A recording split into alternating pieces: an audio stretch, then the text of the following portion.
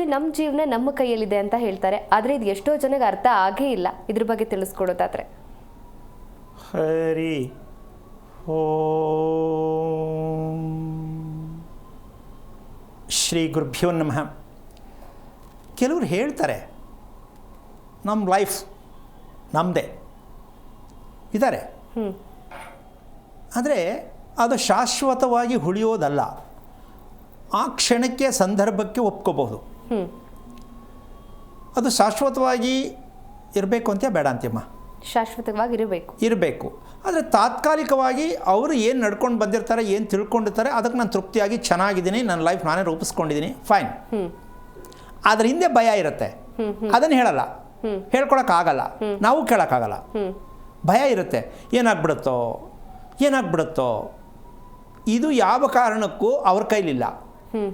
ನಾನು ನನ್ನ ಜೀವನವನ್ನು ರೂಪಿಸ್ಕೊಂಡಿದ್ದೀನಿ ಅನ್ನೋರಿಗೆ ಭಯ ಅನ್ನೋದನ್ನು ಯಾವುದೇ ಕಾರಣಕ್ಕೂ ರಿಪೇರಿ ಮಾಡ್ಕೊಳಕ್ಕಾಗಲ್ಲ.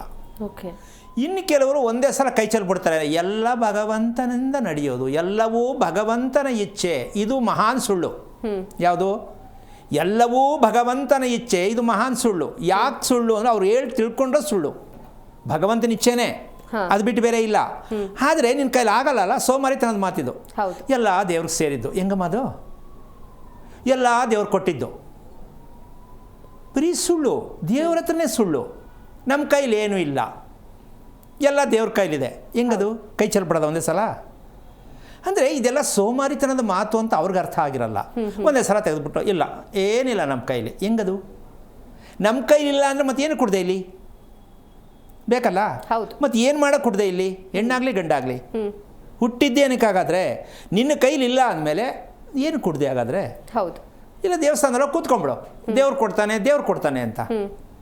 ಪೂಜೆ ಮಾಡೋರ್ಗೇ ಕೊಟ್ಟಿಲ್ಲ ದೇವರು, ಅಲ್ಲ ಕೊಡೋಕ್ಕೆ ಏನು ಅವ್ರ ಹತ್ರ ಇಟ್ಕೊಂಡಿಲ್ಲ, ಕೊಡೋಕ್ಕೆ ಕೊಟ್ಟು ಆಗೋಗಿದೆ. ಹೌದಲ್ಲಮ್ಮ? ಕೊಟ್ಟ ಮೇಲೆ ಮತ್ತೆ ದೇವ್ರ ಹತ್ರ ಹೋಗಿ ನಿಂತ್ಕೊಂಡ್ರೆ ಏನಾಗತ್ತದು? ಇದು ಇಷ್ಟು ವಿಚಾರ ಏನಕ್ಕೆ ಬರಬೇಕಾಗತ್ತೆ ಅಂದರೆ, ನಾವು ಫಸ್ಟು ಒಂದು ಅರ್ಥ ಮಾಡ್ಕೋಬೇಕು. ಏನು ಅದು ದೇವರ ಕೈಲಿದೆಯಾ? ಸತ್ಯ ಅಂದ್ಕೊಳ್ಳೋಣ, ಸತ್ಯನೇ. ಹಾಗಿದ್ದ ಮೇಲೆ ಆ ದೇವರನ್ನು ನೀವು ಗುರುತಿಸುವುದಕ್ಕೆ ನಿಮ್ಮ ಕೈಯಿಂದ ಆಗಿದ್ದಾಗ ಇದು ಸತ್ಯ. ಎಲ್ಲವೂ ಭಗವಂತನೇ ಸತ್ಯ, ಭಗವಂತನಿಂದಾನೇ ಸತ್ಯ. ಆದರೆ ನೀವು ಅವ್ರನ್ನ ಹತ್ರ ಇಟ್ಕೊಂಡಿದ್ದೀರಾ, ರಚನೆ ಮಾಡಿ ಕೂರಿಸಿದ್ದೀರಾ, ಅವ್ರನ್ನ ಗೌರವಿಸ್ತಾ ಇದ್ದೀರಾ, ಅವ್ರನ್ನ ರೂಪಿಸಿದ್ದೀರಾ, ಇದು ಫೇಲ್ಯೂರ್. ನೀನು ಆ ಕೆಲಸ ಮಾಡಿದರೆ ಭಗವಂತ ನೀನು ಹೇಳ್ದ ಪ್ರತಿ ಕ್ಷಣನೂ ಏನೇನು ಬೇಕೆಲ್ಲ ಕೊಡ್ತಾ ಹೋಗ್ತಾರೆ. ಬಟ್ ನೀನು ರೂಪಿಸಿದ್ಯಾ? ನಾವು ಭಗವಂತನೇನು ರೂಪಿಸ್ಬೇಕು? ಭಗವಂತನೇ ನಮ್ಮನ್ನು ರೂಪಿಸಿದ್ದಾನೆ. ಇಲ್ಲೊಂದು ಪ್ರಶ್ನೆ ಬರುತ್ತೆ, ತಲಾಟೆ ಪ್ರಶ್ನೆ. ಅಡುಗೆ ಮಾಡ್ಬೋದು, ಊಟಕ್ಕೆ ಹಾಕ್ಬೋದು, ತಿನ್ನೋನು ಅವನೇ ತಿನ್ನಬೇಕು, ಯಾರೋ ತಿನ್ಸೋಕ್ಕಾಗಲ್ಲ. ಅಲ್ಲ, ದೇವರು ಇಲ್ವಾ, ತಿನ್ನಿಸ್ಲಿ ಬಿಡು ಅಂದರೆ ಏನರ್ಥ? ಆಮೇಲೆ ತಿಂದ ಮೇಲೆ ಹೊಟ್ಟೆಗೆ. ಅದಕ್ಕೆ ಪ್ರಶ್ನೆ ಏನು ಗೊತ್ತಾ? ನಾವು ಊಟ ಮಾಡೋದು, ಹರಗೋದು ಹೊಟ್ಟೆಯಿಂದನ ಬಾಯಿಂದನ? ನಾವು ಮಾಡುವ ಊಟ ಯಾವುದರಿಂದ ಹರಗತ್ತೆ? ಹೊಟ್ಟೆಯಿಂದ ಹರಗತ್ತಾ, ಬಾಯಿಂದ ಹರಗತ್ತಾ? ಯಾವುದರಿಂದ ಹರಗತ್ತೆ? ಅದೇ ಇನ್ನೂ ತಿಳ್ಕೊಂಡಿಲ್ಲ ನಮ್ಮಲ್ಲಿ. ನಾವು ತಿಳ್ಕೊಂಡ್ರೆ ಹೊಟ್ಟೆ ಒಳಗೆ ಮಿಷನ್ ಐತೆ, ಹೊಟ್ಟೆ ಇರೋದೇ ದೇವ್ರು ಕೊಟ್ಟಿರೋದೇ ಅರಗ್ಸಕ್ಕೆ ಅಂತ ಅಂದ್ಕೊಂಡ್ರು ಮೂರ್ಖತನದ ವಿಚಾರ ಅಲ್ಲ? ಸಿಕ್ಕದ್ದೆಲ್ಲ ತುಂಬ್ಕೊಂಡ್ಬಿಡೋದು. ಯಾಕೆ ಅಂದರೆ ದೇವರು ಅವನಂತೆ ಒಳಗಡೆ. ಅಂದರೆ ಈ ರೀತಿ ನಾವು ತಲಹರಟೆ ವಿಚಾರಗಳಲ್ಲೇ ಮುಂದುವರಿತಾ ಇದ್ದೀವಿ ಹೊರತು ಸತ್ಯ ತಿಳ್ಕೊಂಡಿಲ್ಲ. ಹೊಟ್ಟೆ ಚೀಲ ಅಂತಾರೆ ಅದನ್ನು ಅವ್ರ ಭಾಷೆಯಲ್ಲಿ. ಹೊಟ್ಟೆ ಚೀಲಕ್ಕೆ ತುಂಬ್ದಂಗೆ ತುಂಬಿಡೋದು, ಏನು ಬೇಕು ತುಂಬಿಡೋದು. ಏನಾಗಬೇಕು ಒಳಗಡೆ? ಇಂಥವ್ರಿಗೆ ಸೋಮಾರಿತನದ ಮಾತು ಬರುತ್ತೆ, ಎಲ್ಲ ದೇವ್ರು ಕೊಟ್ಟಂಗಾಗಲಿ. ತಿನ್ನೋದೆಲ್ಲ ಇವನೇ ತಿಂತಿರ್ತಾನೆ, ಸಿಕ್ಕದ್ದೆಲ್ಲ ಯಾವ ಟೈಮ್ಗೆ ತಿಂತಿರ್ತಾನೆ, ದೇವ್ರ ಮೇಲೆ ಹಾಕ್ಬಿಡೋದು ನಂದೇನೆಲ್ಲ ದೇವ್ರದು ಅಂತ ಅಲ್ವಾ? ಸೊ ಇದು ನಮ್ಮಲ್ಲಿ ಹೋಗಬೇಕು.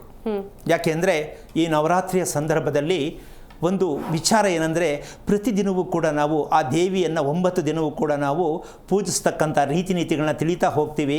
ಆದರೆ ಆ ದೇವಿಯನ್ನು ನಾವು ಮಾಡಬೇಕು, ಪೂಜಿಸಬೇಕು ಅಂತಕ್ಕಂಥದ್ದು ಹೋಗಿದ್ದೀವಿ ಹೊರತು ನಾವು ಅದನ್ನು ಎಷ್ಟು ಮಟ್ಟಿಗೆ ತಿಳ್ಕೊಂಡು ಪೂಜಿಸಬೇಕು ಅನ್ನೋದನ್ನು ನಾವು ಕೈ ಬಿಟ್ಬಿಟ್ಟಿದ್ದೀವಿ. ನಮ್ಮದು ಓಟ, ದೇವರಿಗೆ ಇಂಥದ್ದೇ ಸೀರೆ ಉಡಿಸ್ಬೇಕು, ಇಂಥದ್ದೇ ಪೂಜೆ ಮಾಡಬೇಕು, ಹೀಗೆ ಅಲಂಕಾರ ಮಾಡಬೇಕು, ಫೈನ್ ಮಾಡಿ. ಬಟ್ ನೀವು ಚೇಂಜ್ ಆಗಿಲ್ಲ. ಇಲ್ಲಿ ನೀವು ಚೇಂಜ್ ಆಗಿ ದೇವಿಯನ್ನು ನೀವು ನೋಡೋದಕ್ಕೆ ಪ್ರಯತ್ನ ಪಟ್ಟರೆ ಯಾವುದು ನೀವು ಚೇಂಜ್ ಆಗಬೇಕಿತ್ತು? ನೀವು ಪೂರ್ಣವಾಗಿ ಶಾಂತತ್ವಕ್ಕೆ ಬರಬೇಕಿತ್ತು.